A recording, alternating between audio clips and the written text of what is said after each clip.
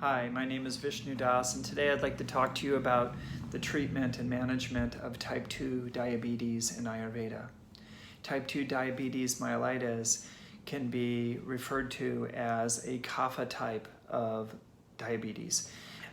In Ayurveda, it is referred to as kapha prameha, and in the ancient literature of Ayurveda, there are many varieties of kapha prameha as well as vata and pitta related diabetes.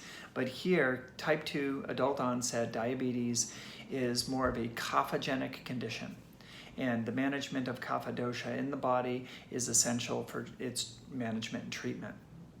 Kapha is made up of earth and water element, and so it is the substantial aspect of our body that gives tone and structure, protection, and support to our bodily tissues, channels, and organs.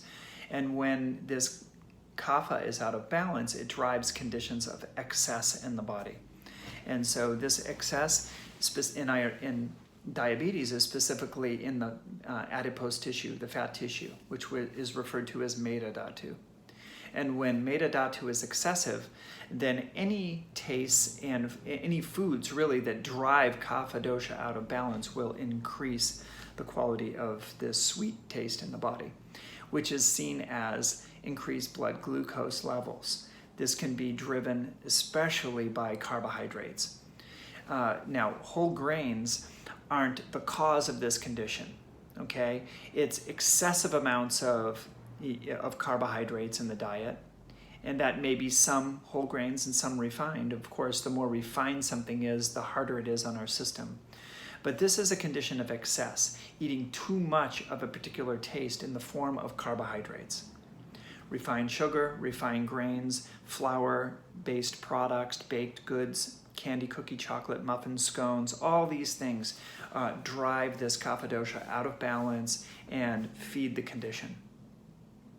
Before this condition manifests, and the doctor tells us, hey, your blood glucose levels are high, you're pre-diabetic, oftentimes we experience weight gain, hypertension, and high cholesterol, specifically LDL triglycerides, driving those total numbers up. These are pre-signs, like warning bells, that something is happening at the level of kapha imbalance. So when we're treating diabetes, before we get into specific treatments, because there are many different herbal treatments that can be useful, diet and lifestyle is the cornerstone. You'll hear many people discuss which types of exercise is better to burn fat. Well, we can get into dietary into the exercise minutia, but I will leave that for a different time.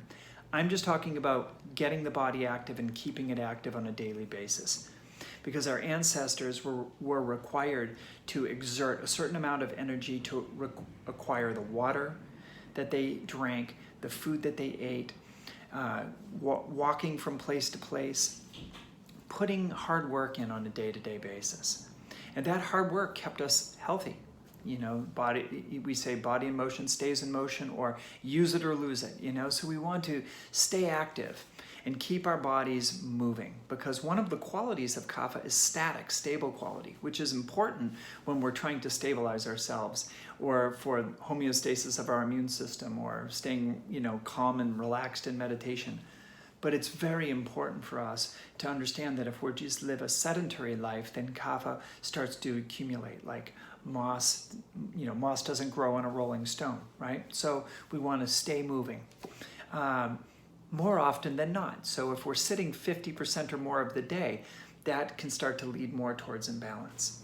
So just simply staying more active, getting outside, walking in nature, or going to the gym. I call the gym the lifestyle simulation chamber. If we're not working in the garden, we're not doing hard work outside or staying active outdoors, then we should definitely exercise in whatever way we can.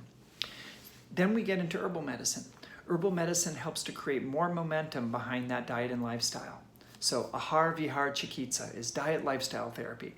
If we add herbs to that, it accentuates that process. And in 20 years of doing Ayurveda, I have seen people successfully manage, and in some cases where people are putting in good effort with diet and lifestyle, even reversing type 2 diabetes, bringing their blood glucose levels down, seeing their A1C levels drop, and receiving good results. And so there's no tall claims in Ayurveda. I say it's all about the effort that we put in.